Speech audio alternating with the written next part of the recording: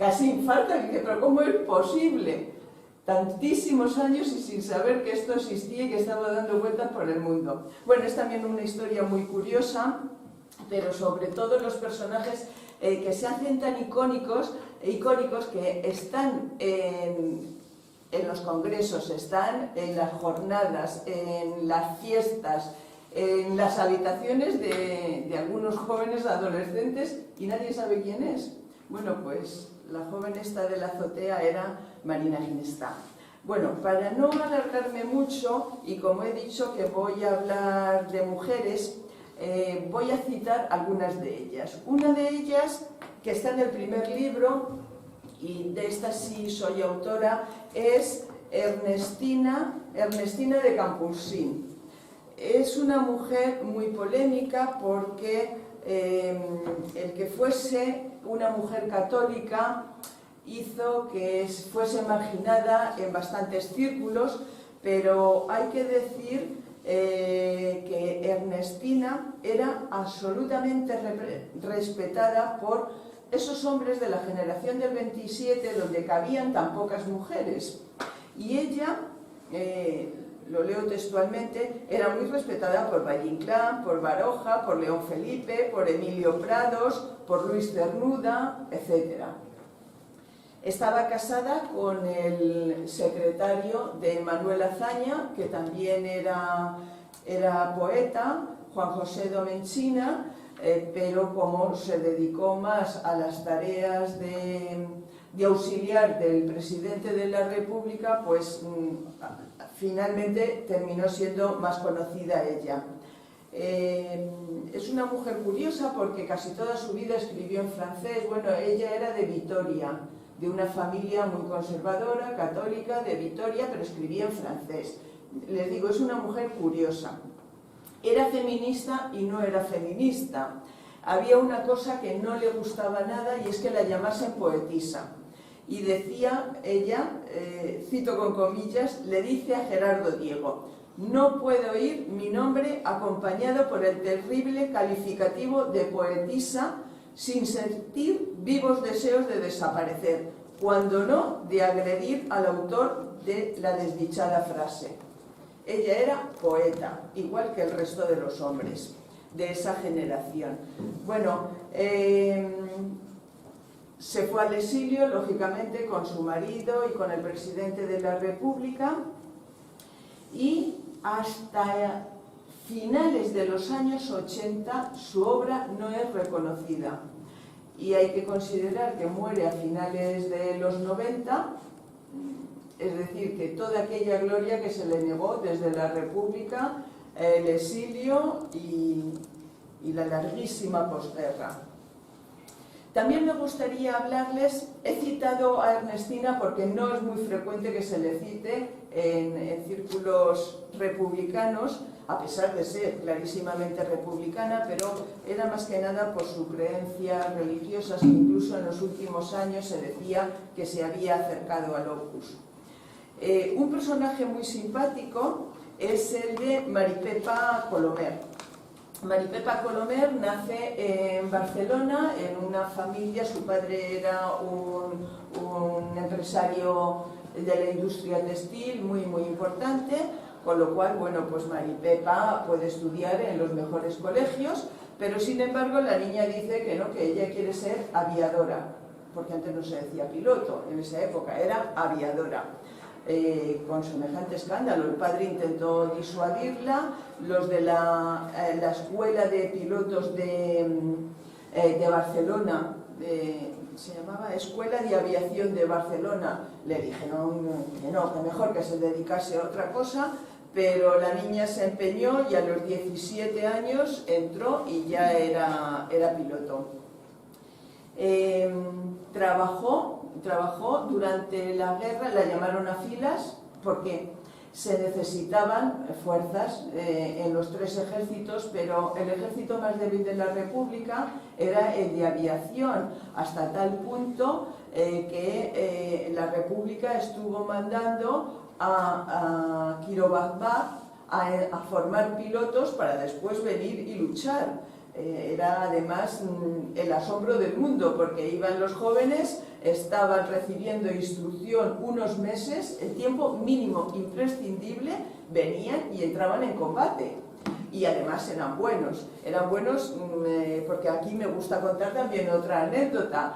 Cuando Stalin va a Teherán al famoso encuentro con los aliados, uno de los pilotos que escoltaba, un caza que escoltaba el avión donde iba Stalin, era un piloto español de los que se había formado en Kirovac. Se apellidaba Bravo. Bravo se hizo famosísimo, como se pueden imaginar, en la Unión Soviética, ser seleccionado para escoltar al mismísimo Stalin. Bien, pues Maripepa Colomer entra en la guerra como aviadora. Tenía la función sobre todo de sobrevolar el litoral para detectar barcos, incluso algún submarino cuando emergía, etc. Fue muy importante su papel. En los últimos meses de la guerra, cuando ya se veía que la guerra se perdía, ella estuvo haciendo muchísimos vuelos para sacar a políticos, a personas que estaban realmente en peligro. Maripepa contaba la famosa, antes un señor me dijo, yo no conocía la desbandá, creo que era el señor que está en la columna, no conocía la desbandá. Bien, pues Maripepa contaba cómo, eso lo hemos visto en muchos documentales, esa columna humana que cruzaba el Pirineo, pero lo que no se cuenta es que estaban siendo bombardeados por aviones alemanes.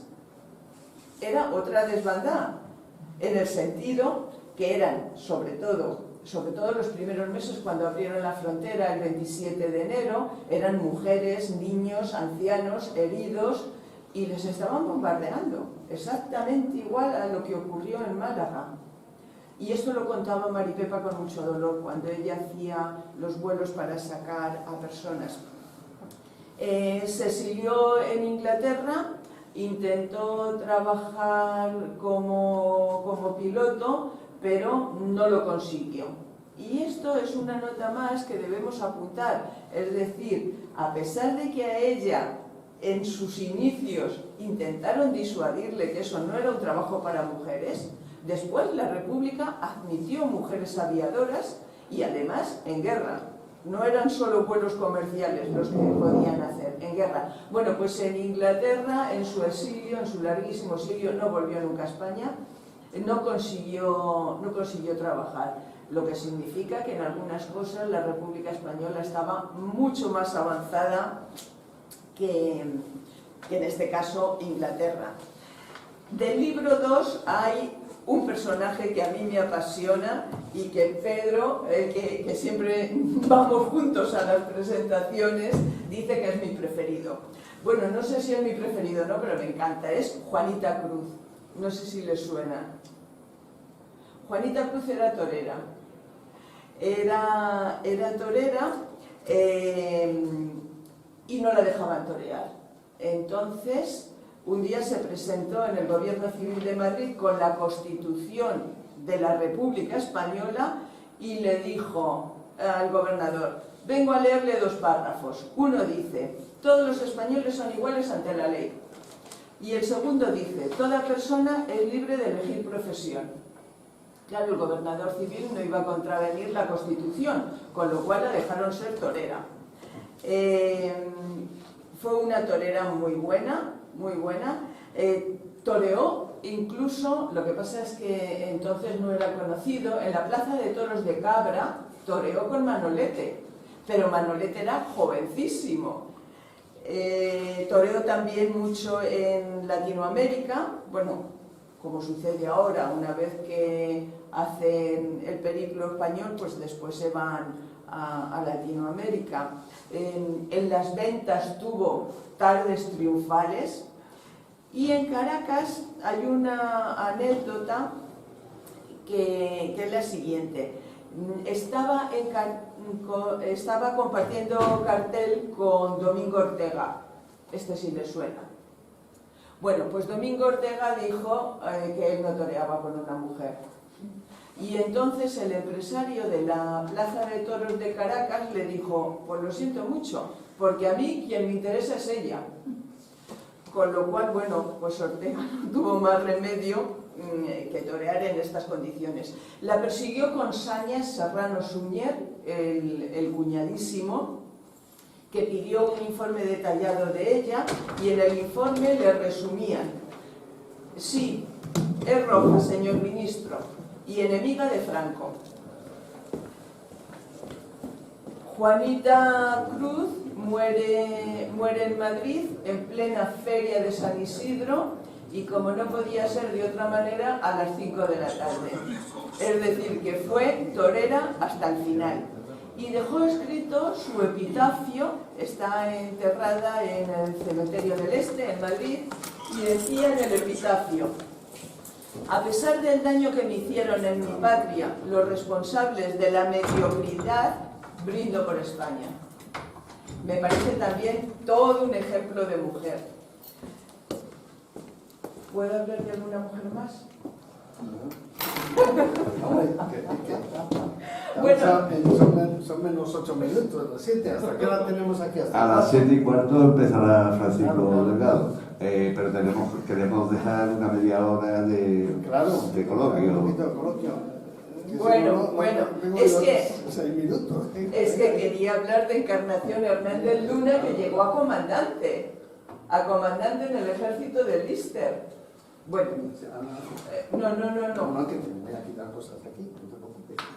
Bueno, Encarnación Hernández Luna era una joven que había nacido en Alicante, había ido a Madrid a trabajar. Ella trabajaba en una tienda de tejidos, y cuando se produce el golpe de Estado se presenta voluntaria, igual que dije en Barcelona Marina Ginestrat, se presenta voluntaria para combatir en las milicias en defensa de la República.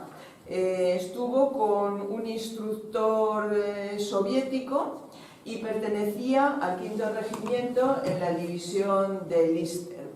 Ella era la responsable de ametralladoras, y el ruso, que se llamaba Alexandre Rodimesek, no daba crédito la valentía que tenía esta mujer.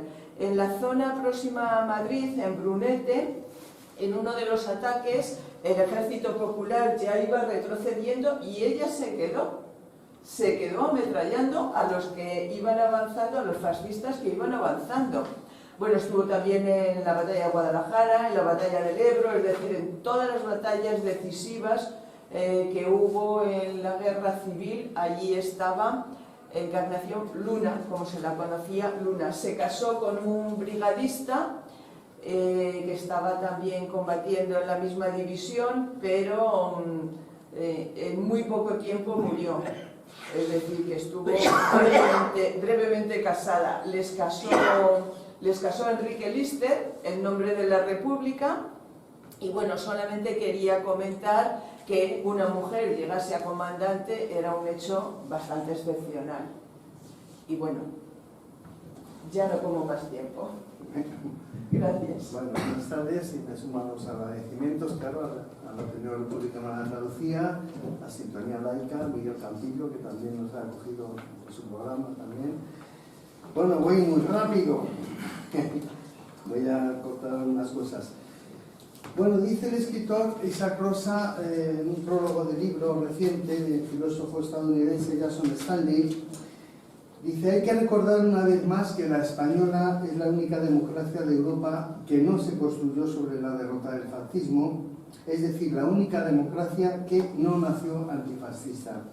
Aún más, el único país donde antifascista levanta más recelo que el propio término fascista. En este país estamos, ¿no?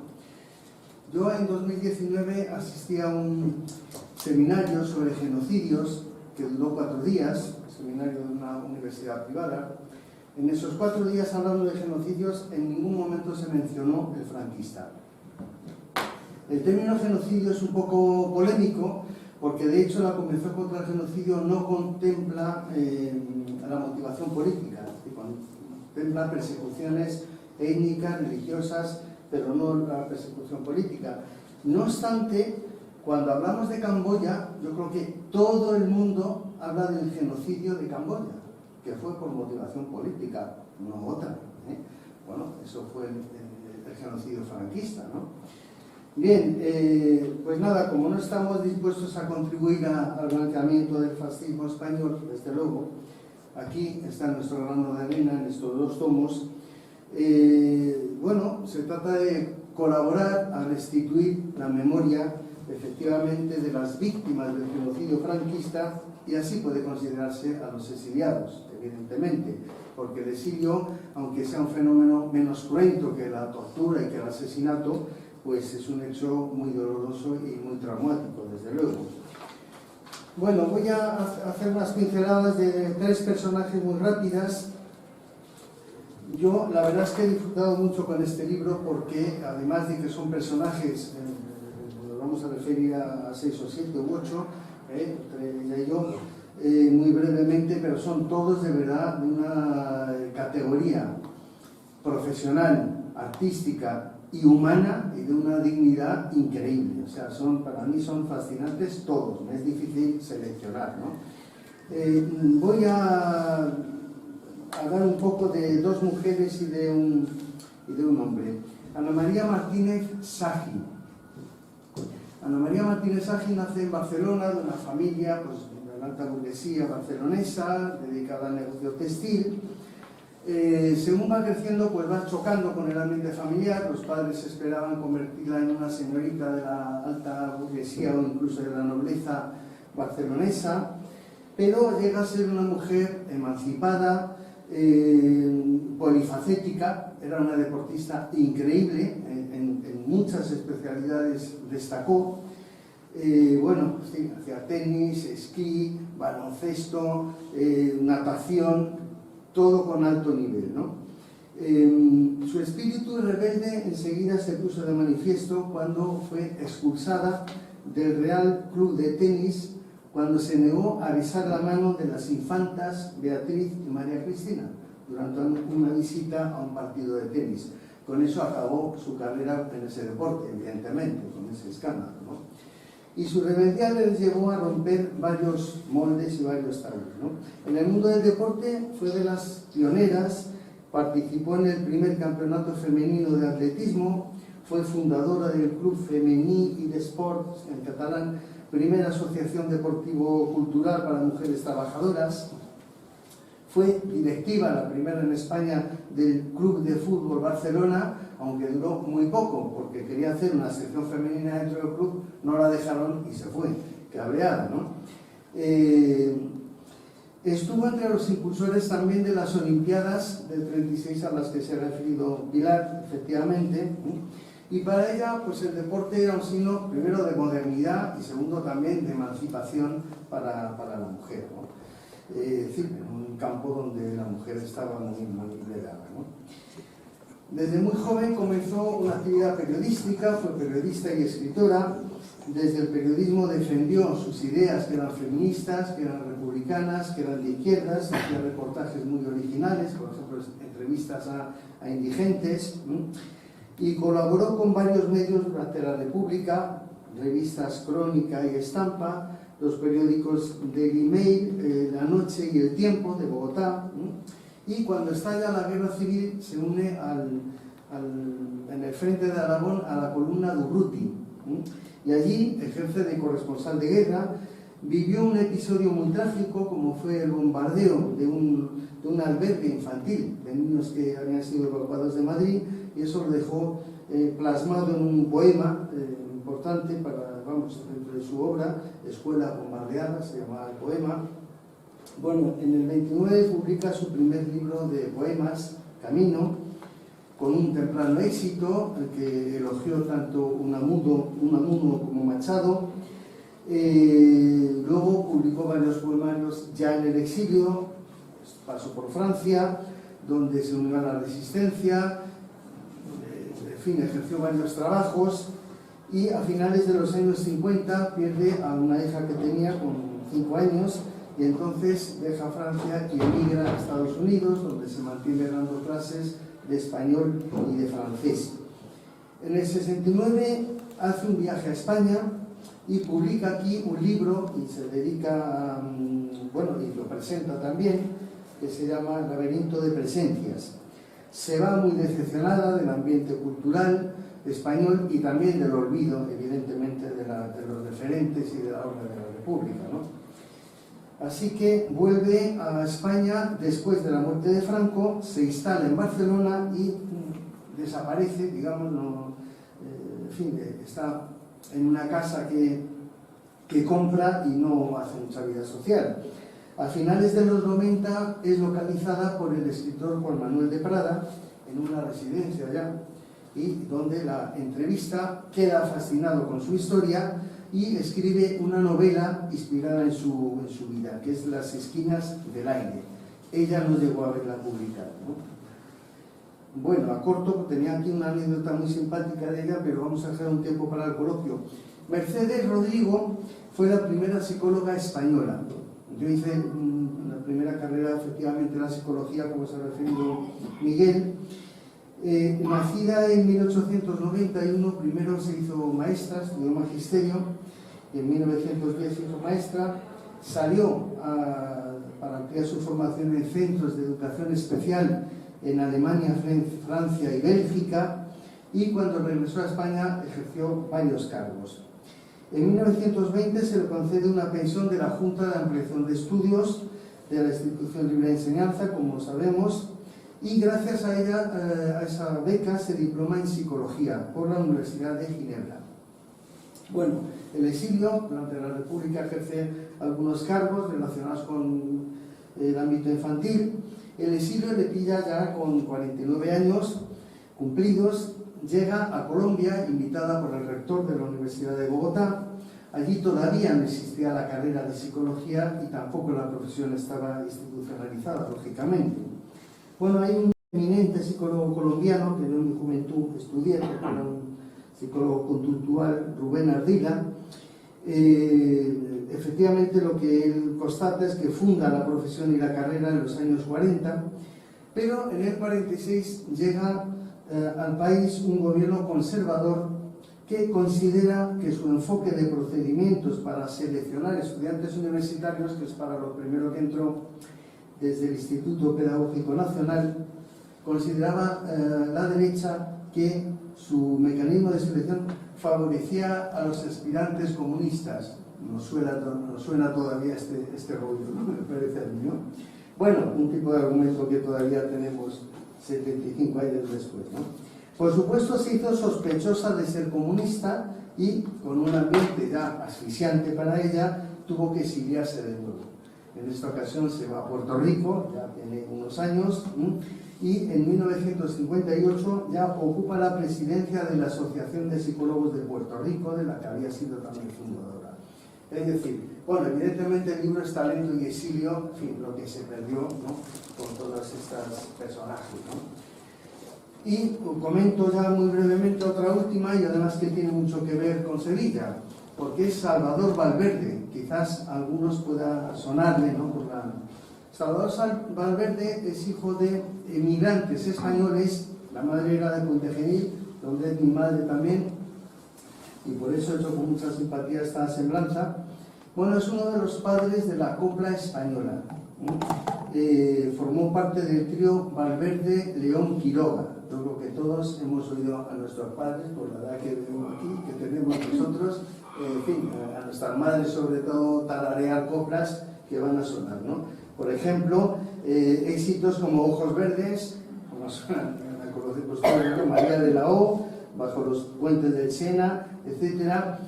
Sí tengo aquí una anécdota muy rápida, hasta qué punto era el éxito de estas canciones, que había un anuncio en la prensa que decía: se necesita asistenta, imprescindible que no sepa cantar María de la O.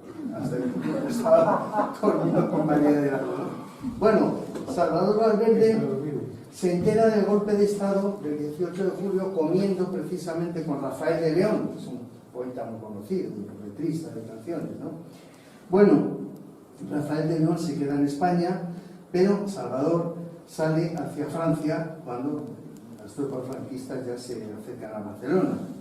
Y cuando el franquismo ya se ha instalado en nuestro país, el trío Valverde León Quiroga se transforma en el dúo León Quiroga. Desaparece de todos los registros, sale las canciones en la radio, es el dúo León Quiroga, se le borra de un plumazo, ¿no?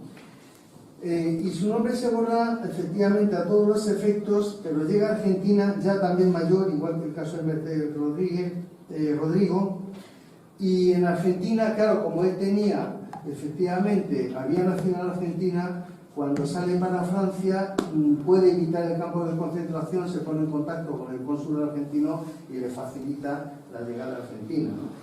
En Argentina, pues también, bueno, la Sociedad de Autores de allí tiene registradas 2 centenares de canciones de él, o sea que allí sigue su labor productiva a un nivel increíble. Bueno, el hijo se dedicó a reivindicarlo, evidentemente, y en 2007, por fin, el ayuntamiento de aquí de Sevilla ya lo reconoció con una placa y con una calle que hemos visto que está en un polígono industrial. Bueno, en fin, menos en nada, ¿no? La placa que dice Salvador Valverde, 1895-1975, en el exilio desde 1939 hasta su muerte, Sevilla, agradecida al poeta, músico y escritor que tanto amó y cantó a nuestra ciudad. Bueno, termino aquí para dejar un poquito de tiempo al coloquio. No quiero terminar sin un reconocimiento al movimiento memorialista y al movimiento republicano, evidentemente, porque si no es por ello... Y en particular me quiero acordar de la plataforma contra la impunidad del franquismo, que desde hace 2 años hace una ronda, se llama Ronda de la Dignidad, emulando a la ronda que han hecho las abuelas y madres de la Plaza de Mayo en Buenos Aires, la dictadura de Videla, ¿no? Entonces esto lleva 12 años y bueno, tengo especial cariño, mis padres iban por ahí, yo voy de vez en cuando, y creo que sin el movimiento memorialista realmente el Estado, en fin, no hubiera sido presionado para hacer algo, aunque estemos insatisfechos en su totalidad, pero... Bueno, y por si queréis hacer alguna reflexión o alguna pregunta, pues lo dejamos aquí. Cuando sí, que sean breves. Claro, son las 7 y 8 minutos tengo.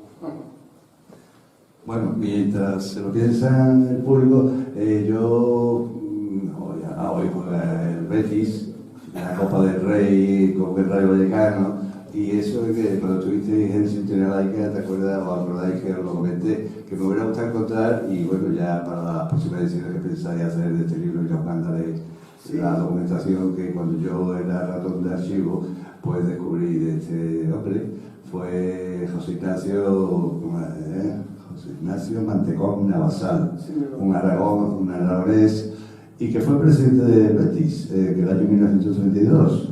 Era presidente también aquí en Sevilla de Izquierda Republicana y 2 o 3 años después ganó el Betis la Liga, la Liga 34-35.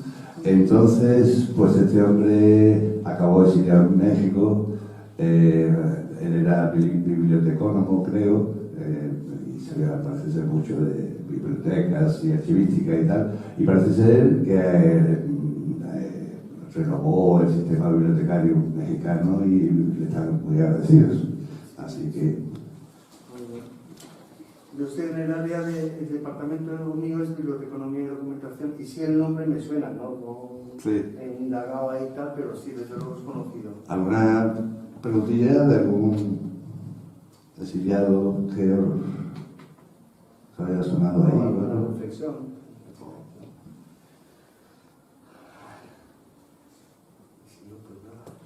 Descanso y dejamos a Paco. Yo sí quería preguntar con qué criterio o con qué procedimiento seleccionáis o abrís para futuros. Bueno, las propuestas que nos llegan, no todas pueden ser admitidas, lógicamente. Primer requisito es que tiene que ser exiliado. Porque sí que hemos encontrado algunos, pero no se les vincula directamente con el exilio, sino años posteriores, o incluso en el 37 salen, en el 39 vuelven. Requisito es exilio tal y como se conoce, es decir, aquellas personas que a partir de enero del 39 no tienen otra alternativa que cruzar la frontera, que puedan cruzar. Ese es un requisito. El otro requisito es que no sean conocidos, como he dicho, no vamos a hacer una semblanza de María Teresa León, aunque a mí me guste mucho, porque es de sobra conocido. Y también queremos, el tercer requisito sería que haya amplitud de representación de profesiones o áreas de conocimiento. Por ejemplo, en el caso de los escritores hay muchísimos escritores, pero no se puede hacer porque no es un libro de literatura. Y claro, intentamos que tengan cabida otras profesiones, o sea que serían los 3 requisitos. De todas maneras, tampoco es decir que nosotros somos profesores de universidad e intervienen, es un libro colectivo, ¿no? Pero tampoco se ha pretendido un libro, un enfoque académico de procedimientos, de como en un proyecto de investigación, es decir, que es un libro más activista que académico, Sí. Sin quitar de calidad, pero lo que se ha pretendido es un acercamiento. Cada semblanza tiene 4 páginas normalmente, el estándar, ¿no? Y entonces es un acercamiento a los personajes y no tiene un criterio tan académico, ¿no? No está cargado de citas y de referencias, porque si no te comes, Entonces, bueno, es un acercamiento. Sí. Cada semblanza tiene 4 o 5 referencias bibliográficas. Si alguien quiere un poco profundizar, nada más, ¿no? Ya veo que la parte literaria está ampliamente representada y siempre lo hemos sabido. La parte científica, ¿cómo está? La parte científica, mira, yo he citado a un médico, a Planelles, pero hay biólogos, hay meteorólogos, químicos, yo creo también. Sí, algún farmacéutico. Sí. Hay bastante del campo de las ciencias duras, digamos. Sí, 2 psiquiatras que yo recuerdo, físicos. Esta semblanza que tú hiciste que inventó la escafandra. Bueno, Emilio Herrera Linares de Granada, bueno, sí, claro. Era también un científico. Sí, hay varios ingenieros, efectivamente, sí, vamos, están todos campos muy cubiertos. Hemos recogido en el segundo libro la primera mujer ingeniero industrial de España, que es también un personaje muy simpático, Araceli Sánchez.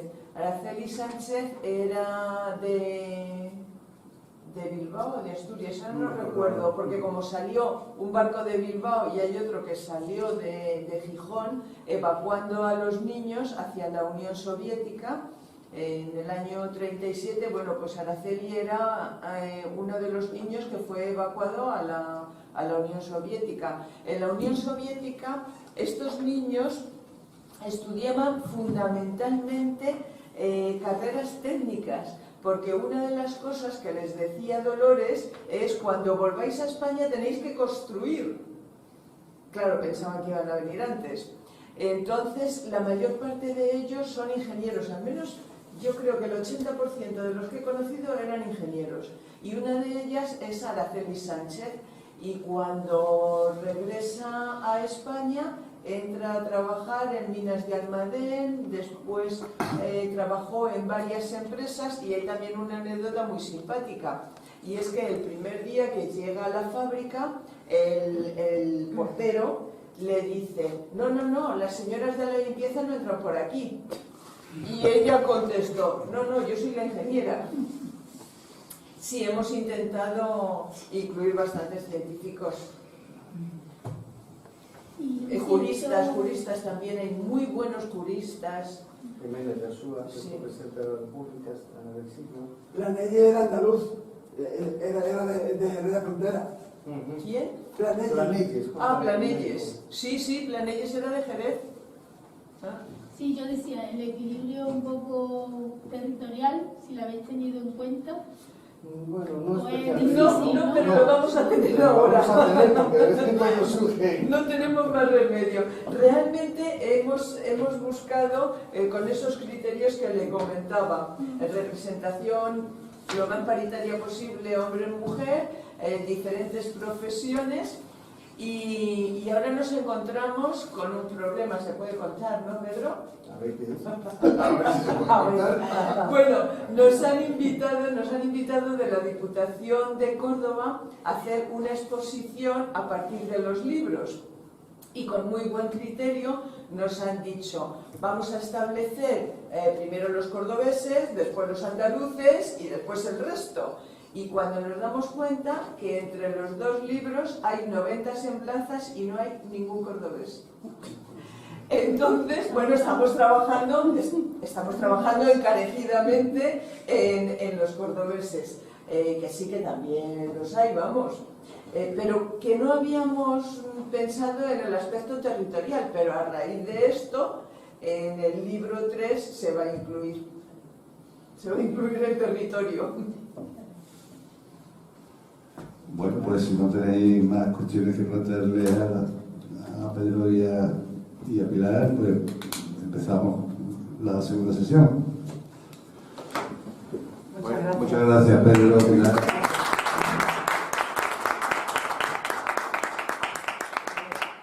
La tercera vez que me quitan el WhatsApp.